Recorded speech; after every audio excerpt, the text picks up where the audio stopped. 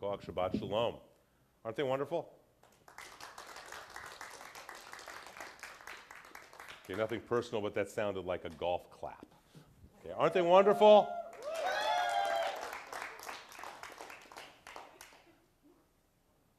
Shabbat Shalom. You know, I'm blessed, really blessed in a lot of ways. And one of the ways I'm really blessed is I get to officiate weddings. When I was a kid, I asked a rabbi, Rabbi Larry Goldmark. Does anyone know Larry? You know Larry, Wayne, I think. And Rabbi Goldmark, I asked him as a kid, I said, where do you see God? And he looked at me and said, well, Michael, I see God when I marry a couple, because there's the groom and there's the bride. Everyone sees their back or their sides. I get to see God standing in between them. And I thought, what a line. What a ridiculous and wonderful line that's so rabbinic. And I can tell you there are no truer words ever spoken. Because when you officiate a wedding, you really see that what holds the couple together is divine. So what are the steps in a Jewish marriage? There are only three things you halakhically need to have from a legal point of view. One is you need to have a contract, a ketubah, a contract in front of witnesses. One is that you need to have an exchange of something valuable, a demonstration of your love in a physical form. And then the third is that you need to unify with each other. That's done in a process called yichud after the wedding, before the reception, where they come together, they feed each other their favorite foods, drinks, in a private chamber. And that's what makes a wedding. This week's Parsha is the Great Wedding. It's Yithro. This is the portion of the Torah where we are given these 10 commandments on Mount Sinai. All this miraculous, phantasmagoric things happen. The people see the thunder and hear the lightning. Their neurophysiology is so shifted by their experience. But what is the 10 commandments? We all know about them, right? We've all heard about them. We've all heard there's do this, don't do this, etc. We all know that in England, the reason that the seventh one has, the number 7 has a cross through it is because when the English heard that the 7th commandment was do not commit adultery, they said no. Think about it. But we all know that there are these important statements. What are they really?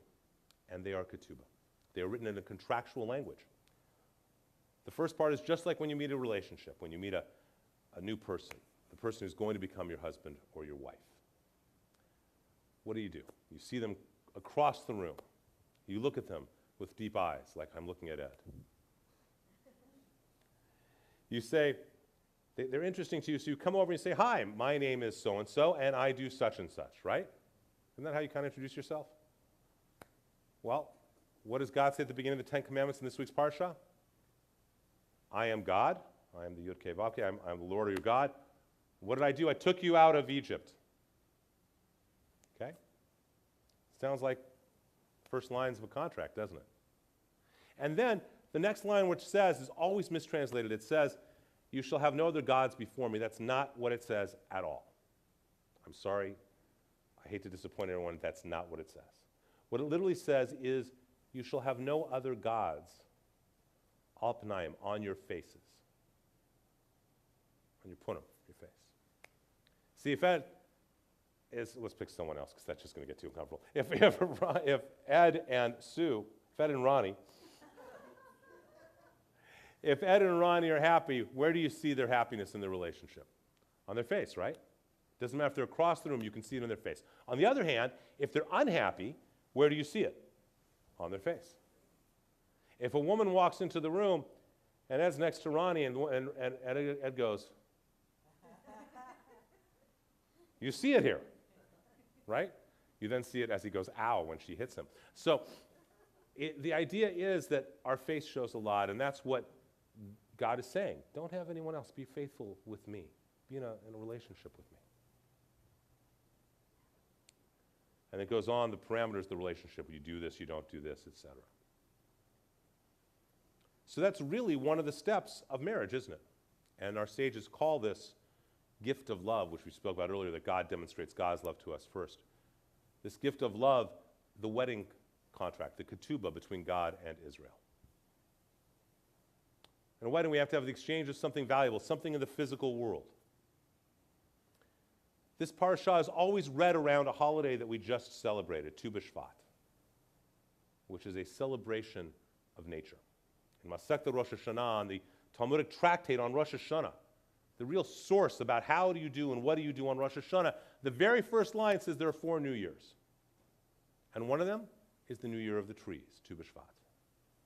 Some of you were at our Tu B'Shvat celebration the other night, bless you, and we learned a lot just from the fruits, the nuts. It was an amazing experience. I know it was late for a lot of people. We started at 10 p.m., but it was for those who were there. Aaron was there. Who else was there? Right? You guys were there. It was special. We have lots of evidence of God's love for us, don't we? The trees. There's more big miracles like the parting of the Sea of Reeds. There's the daily miracles like the trees and the sunsets. And then there's the wonderful evidence of love that we just need to listen for, just like in our relationship with our spouse. The subtle things. The fact that I can go into my sock drawer and there's always clean socks there. And I didn't do the laundry, so I know it had to get done by someone, right? It's a miracle. It's a miracle. And it's an evidence of Allison's love for me. Either that or she just doesn't want me having dirty socks. But it's one of the two. And so, all of these things are evidence of God's love for us. But we also have that third part in any relationship. It's the part of yichud, of unification with God, which is where we are willing to accept not just that we love God, but that God really loves us. Where we are willing to have a dialogue on a regular basis with God. I know I'm using that God word a lot. I know that's out of popularity in a lot of circles. But the idea is that in fact, however you view divinity, it doesn't really matter. A husband and wife who don't talk, this is not a very healthy relationship, is it? Right? Well, none of you know that, but I've heard. But we need to be in conversation with God. And we need to listen to God. We need to ask God to listen to us too. How many of you say prayers every night before you go to sleep? Be honest. I don't care what kind of prayers. How many of you have thought about it? I'm going to make a suggestion. Try it. You don't have to do the Hebrew that we're doing. You don't have to do whatever else. Just have a conversation. Say thank you to however you view divinity, life, God, the universe. I don't really care what you call it. Or asking for something. You know, it's an old saying, there's no atheists in foxholes, right? When someone's sick, everyone's calling and praying for God. But what about having a real dialogue? So that it's not only in crisis, but rather whenever you have something valuable or even something small, to have dialogue with that which is so intimate and beloved to you. Now I'm making a point, I have yet to ever write a Dvar Torah, a sermon. It includes high holidays, and I generally am not really sure what I'm going to talk about until maybe I talk about it, maybe high holidays a day or two before, with one glaring exception. On August 18th of 2009, my boys were born, who you saw up here. And when they were cleaning these two babies who were tiny, I mean, you guys know how small my wife is. I mean, even though she gained 100 pounds, which as you can tell she lost, they were tiny. And one's holding onto the pinky here, and one's holding onto the pinky here as the two nurses are washing them. And I knew what my Yom Kippur sermon that year would be about. Because if I could love these children, these new beings, this much, how much does God love us, I thought. And the idea of me not being willing to have an honest dialogue with God is as ludicrous as, God forbid, them not being willing to have a dialogue with me, because there's nothing they could say to me that I wouldn't be able to interact with, is there? How many of you who are parents can relate to that feeling? Okay? That's the point. We have this ketubah, these 10 commandments. We have all these miracles around us. We have this amazing partnership with God. In Judaism, God is not out there, outside and far and distant and transcendent only. God is also immanent. And so our job to have a healthy relationship is to have dialogue. Imagine if you were giving your spouse gifts all the time and they never said anything to you. How would you feel? Sad, right? It's the same thing. It's the same concept that God is giving us all the gifts all the time. All we have to do is say thank you, or hey, this is how I feel. Whatever it may be. And so I enjoin every one of us to say prayers every night, every morning. If nothing else, just to say I'm grateful for whatever happened during the day, because that will make you a happier person the more gratitude you have. But especially the idea that being in a conversation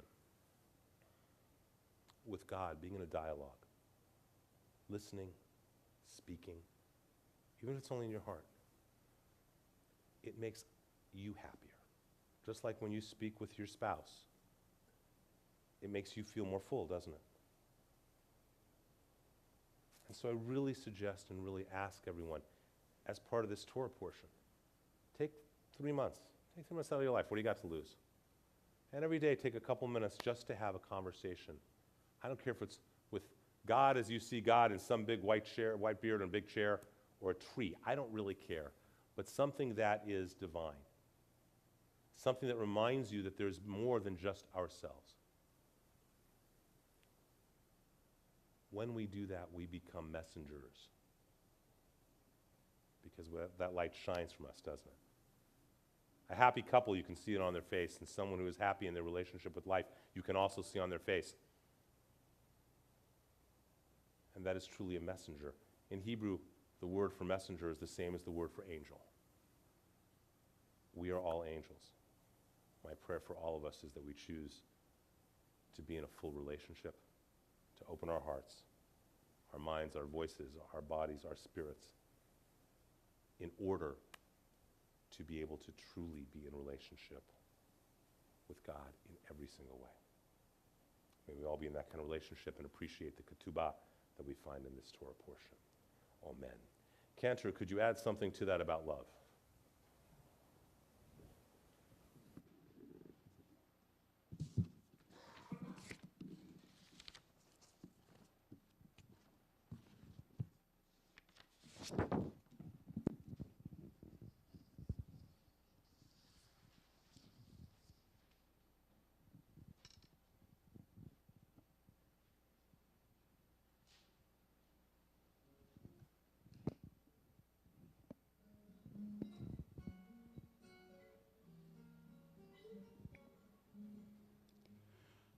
I give to you, and you give to me true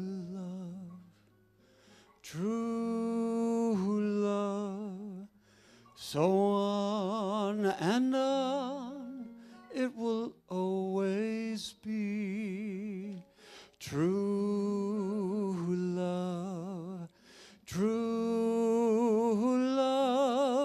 For you and I have a guardian angel on high with nothing to do